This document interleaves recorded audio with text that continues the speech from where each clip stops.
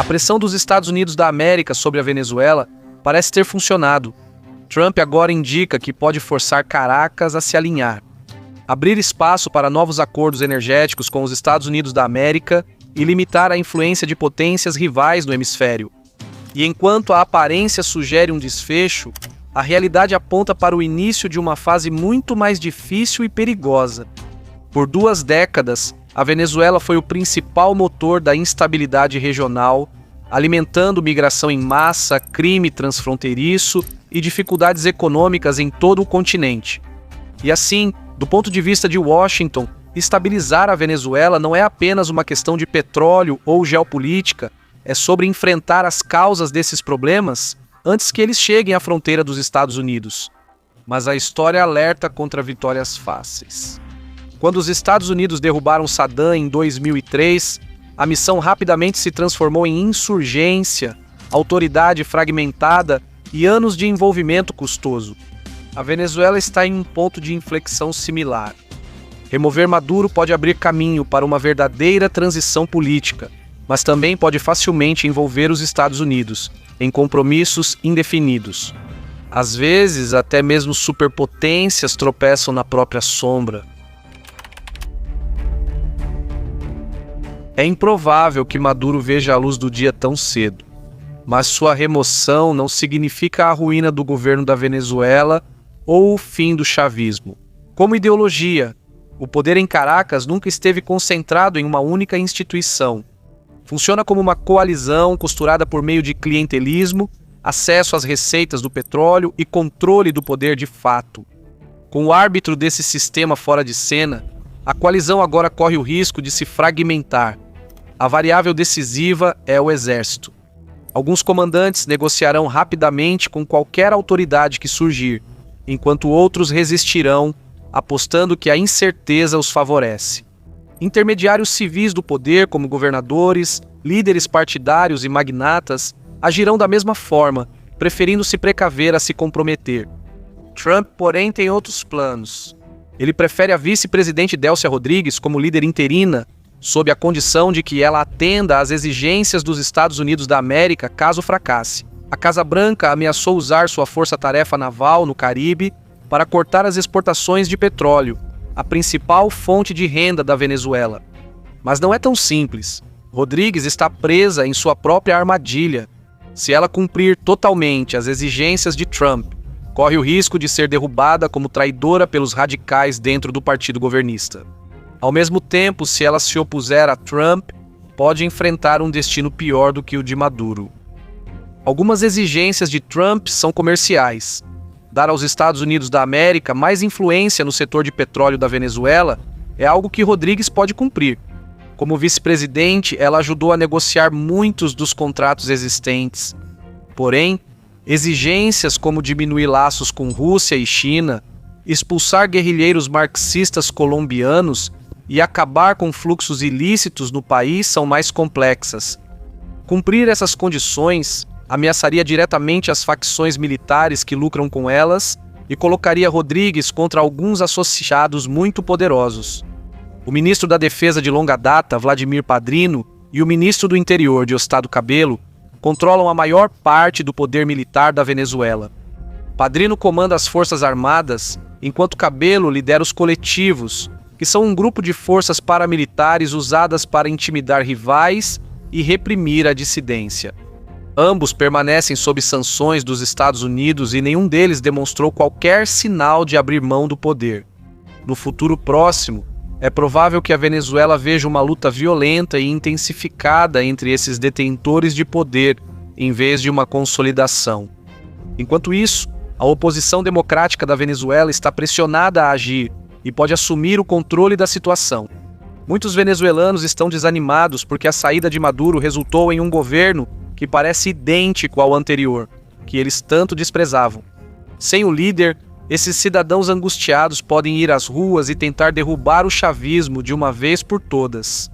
A líder da oposição, Maria Corina Machado, pediu que seu aliado, Edmundo González, seja reconhecido como o sucessor legítimo da contestada eleição de 2024.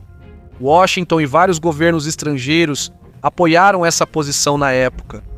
Até agora, Maria Corina Machado não convocou uma mobilização em massa no país, apenas pediu que estejam preparados para o que vier a seguir.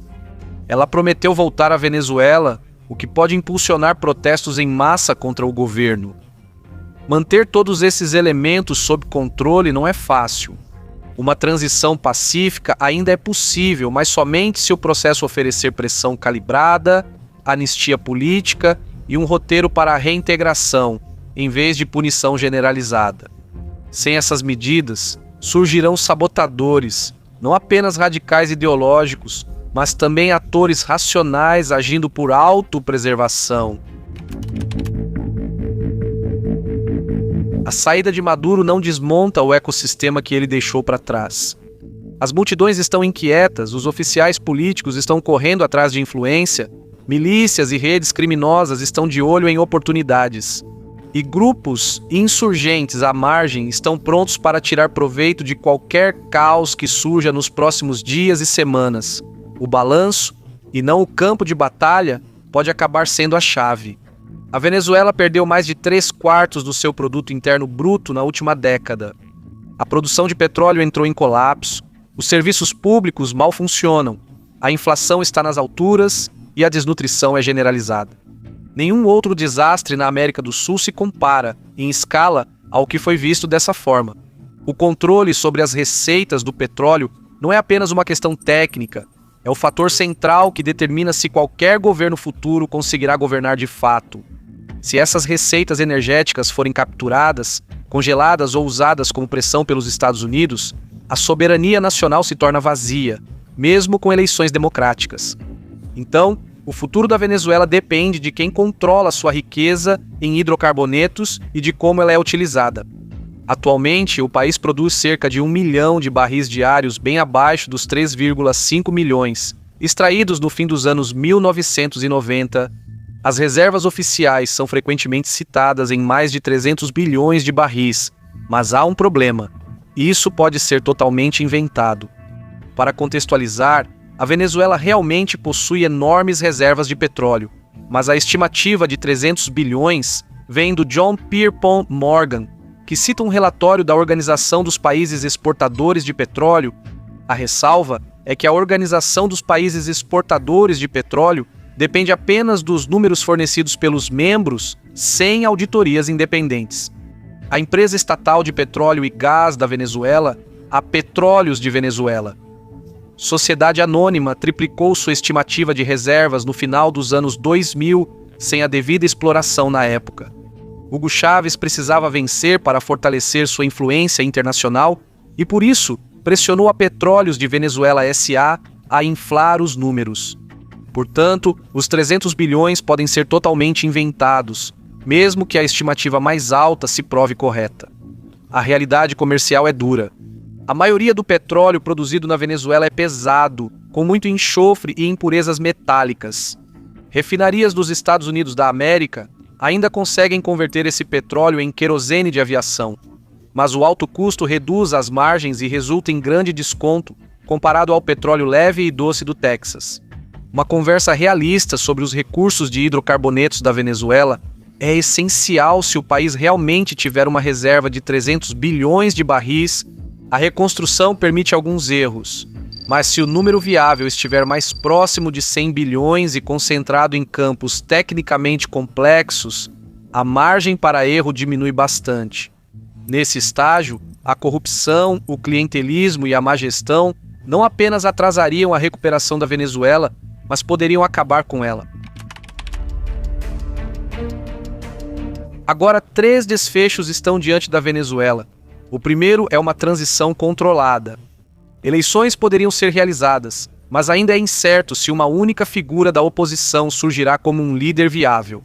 Maria Corina Machado tem ambição política, mas isso significa pouco considerando o ambiente em que ela atua. O sistema político da Venezuela é fragmentado, suas instituições são fracas e atores poderosos da segurança detêm poder de veto. Anos de exílio e repressão enfraqueceram a profundidade da oposição. O poder poderia se concentrar em um conselho interino ou tecnocrático, aceitável para as Forças Armadas e partes do antigo governo. Essa opção oferece maior chance de estabilização, mas só se vier com alívio econômico e garantias críveis para quem abre mão do poder. Esse seria o desfecho preferido pelos venezuelanos, mas a decisão final raramente é do público. O segundo desfecho é a continuidade do sistema atual. Só que, sem Maduro, a máquina coercitiva e ilícita do governo sobrevive à mudança de liderança. Grupos armados continuam operando, a mudança política se torna apenas cosmética e, ao mesmo tempo, a instabilidade socioeconômica persiste.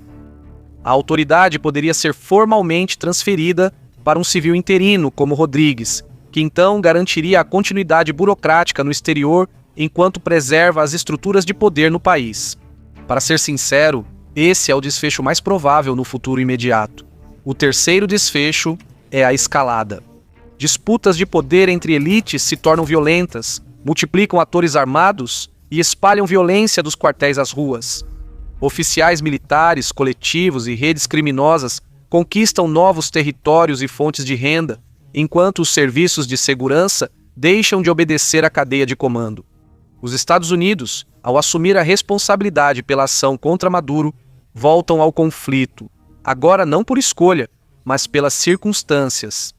O que começa como gestão de crise torna-se proteção de tropas, segurança de comboios e mediação política. A missão se transforma em um compromisso indefinido, com custos crescentes, influência diminuindo e sem uma saída clara.